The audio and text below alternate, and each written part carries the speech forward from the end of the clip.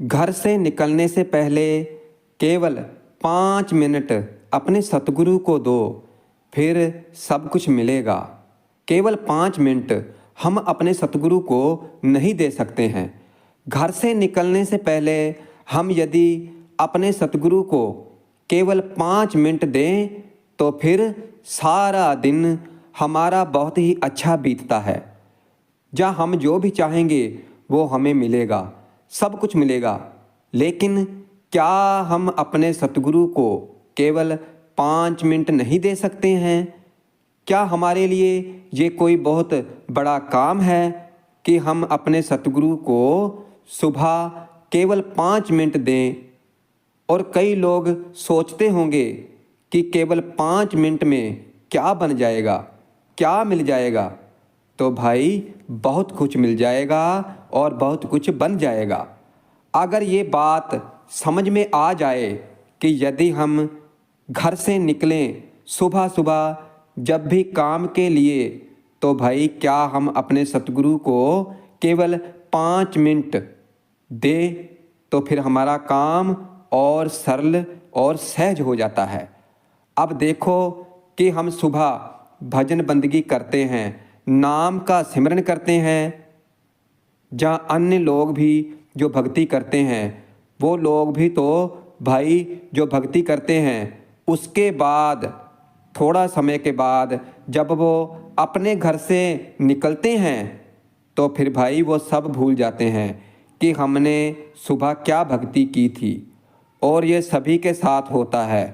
तो हम ये कह रहे हैं कि यदि घर से निकलते समय 5 मिनट अपने सतगुरु को 5 मिनट का समय अगर हम अपने सतगुरु को हाजिर नाजर जानकर उनके साथ केवल 5 मिनट का समय गुजार लें तो फिर हमारा जीवन संवर जाएगा। देखो पहले का समय ऐसा था कि जब बच्चा घर से निकलता था, जब बेटा घर से निकलता था तो माएँ सिर पर टीका तक लगा देती थी, जहाँ कुछ मीठा खिला देती थी कि मेरा बेटा काम पर जा रहा है। और इसी तरह स्त्रियां भी दरवाजे तक आ जाती थी। और आज जो स्त्रियां हैं, जब मोटरसाइकिल पर आदमी बैठता है तो हेलमेट तक लाकर देती हैं, और कार पर जा रहा है तो उसका बैग तक लाकर देती हैं, और भी अन्य काम करती हैं। तो हम आपको समझाने की कोशिश कर रहे हैं कि व्यक्ति सुबह घर से निकलता है और शाम को सही सलामत घर पर आ गया तो ये बहुत बड़ी बात है। तो फिर ऐसी दौड़ भज में और इतनी धूप में वो कैसे याद रखे कि जो उसने सुबह किया था, जो भक्ति की थी, तो वो उसे सारा दिन याद रहेगी? नहीं याद रहेगी। तो भाई केवल 5 मिनट का समय देखो, हमारी जो इंद्रियां हैं, हमारा जो मन है, वो हमें चारों दिशाओं में लेकर इधर उधर घूमता रहता है। मन ने इन इंद्रियों को वश में कर रखा है और इसीलिए हमारी जो आत्मा है वो इसी मन के अधीन होकर परमात्मा को भूलकर बैठी हुई है। तो इसीलिए नाम का सिमरन करते हैं, भजन करते हैं, नाम की कमाई करते हैं, लेकिन घर से निकलते निकलते भूल जाते हैं। 5वीं पातशाही श्री गुरु अर्जन देव जी महाराज फरमाते हैं, 10 इंद्री कर राखे बास, ताके आत्म होए प्रगास। आप जी हमें समझा रहे हैं कि 10 इंद्रियों का रखे बास, वो जीव आत्मा जो अपने अंतर में इन 10 इंद्रियों को अपने वश में रखता है, अपने मन को वश में रखता है, ताके आत्म होए प्रकाश, उसी की आत्मा में प्रकाश होता है, यानी आत्मा जागृत होती है और इस तत्व ज्ञान को समझती है। लेकिन भाई आत्मा कैसे समझेगी? 2.5 घंटे का नाम सिमरन कर लिया तो बहुत अच्छी बात है, लेकिन भाई उसे अमन में लाने के लिए हमें सारा दिन, जैसे आप पढ़ाई करते हो और उसके बाद प्रैक्टिकल नॉलेज भी तो लेते हो और ये समझ जाना कि भाई ऐसे ही हो जाएगा, तो भाई नहीं, विश्वास करने की ज़रूरत है। तो भाई सुबह सुबह व्यक्ति निकलता है, तो अगर परमात्मा के भाने में रहता है तो शाम आते आते सब कुछ संवर जाता है। चौथी पातशाही श्री गुरु रामदास जी महाराज की एक कथा आती है। कहते हैं कि पटनी नगर में एक क्षत्रिय था जिसकी 5 बेटियां थी, और वो अपनी 5 बेटियों से कहता था कि तुम किसके भाग्य का खाती हो। सभी ने यही कहा कि पिताजी, हम आपके भाग्य का, आपका दिया हुआ ही खाना खाते हैं। लेकिन उनमें से जो 5वीं बेटी थी, जिसका नाम था रजनी, उसने कहा कि पिताजी, हम तो परमात्मा का दिया हुआ खाना खाते हैं, हमारे जो भाग्य में है वो खाना खाते हैं।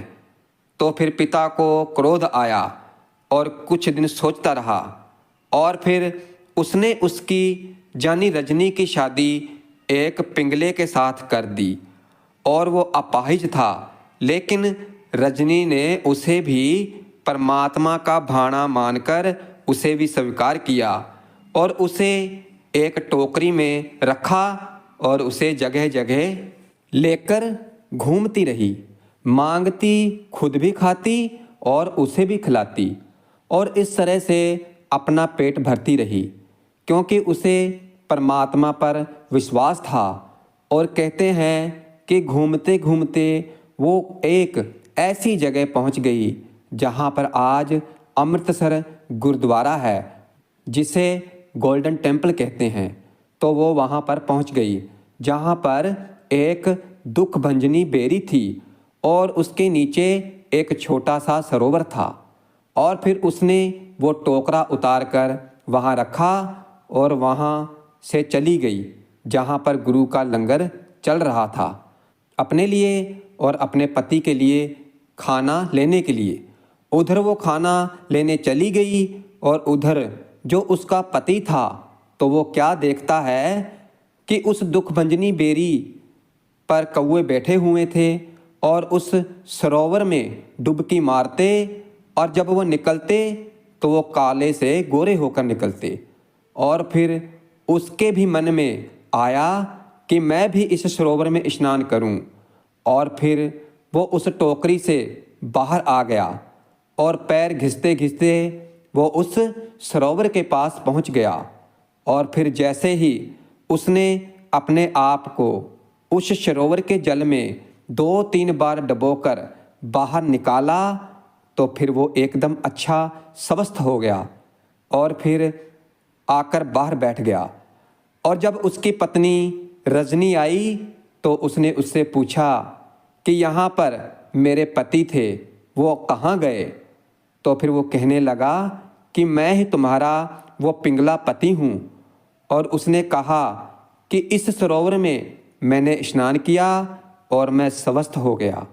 और फिर भी रजनी ने यकीन नहीं किया, और फिर वो उसको गुरु महाराज जी के पास लेकर गई।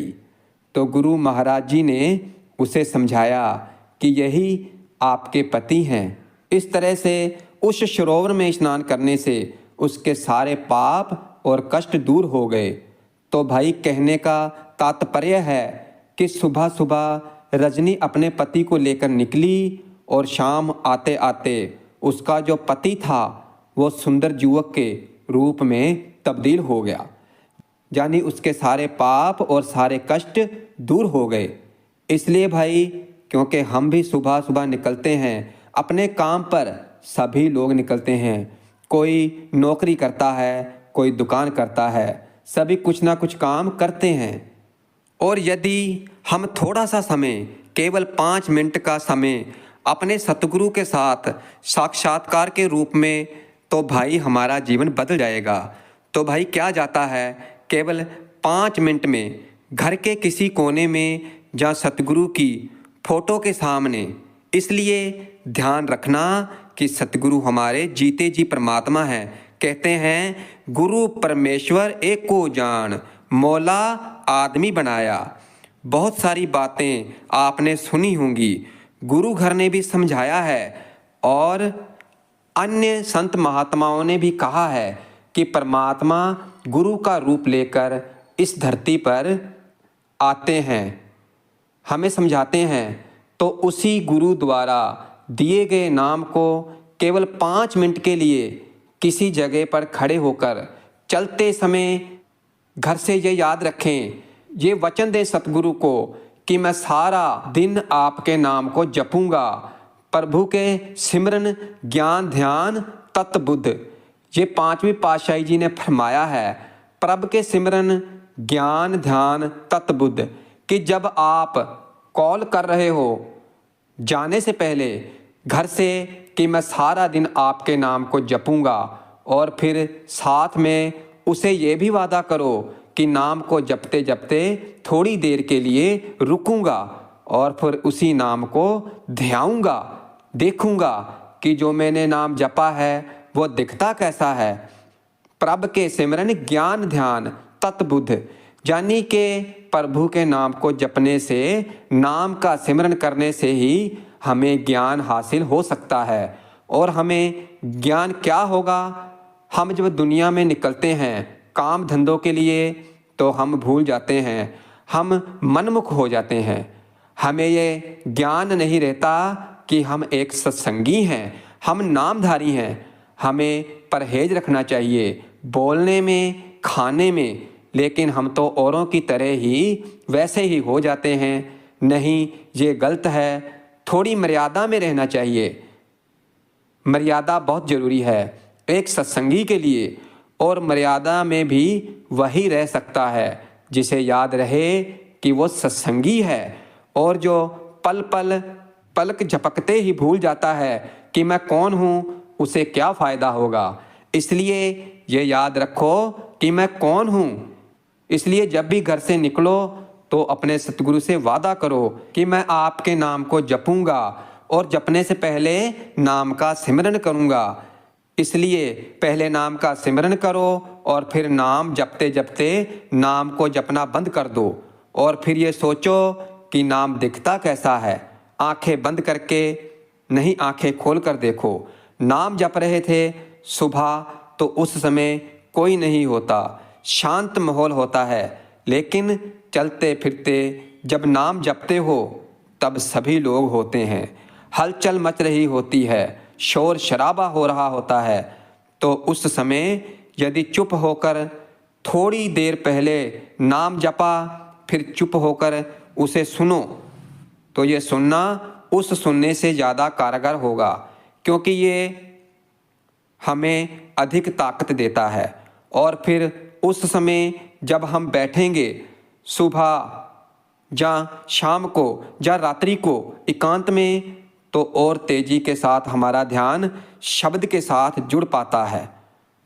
पहले सुनो प्रभु के सिमरन ज्ञान ध्यान तत्बुद्ध।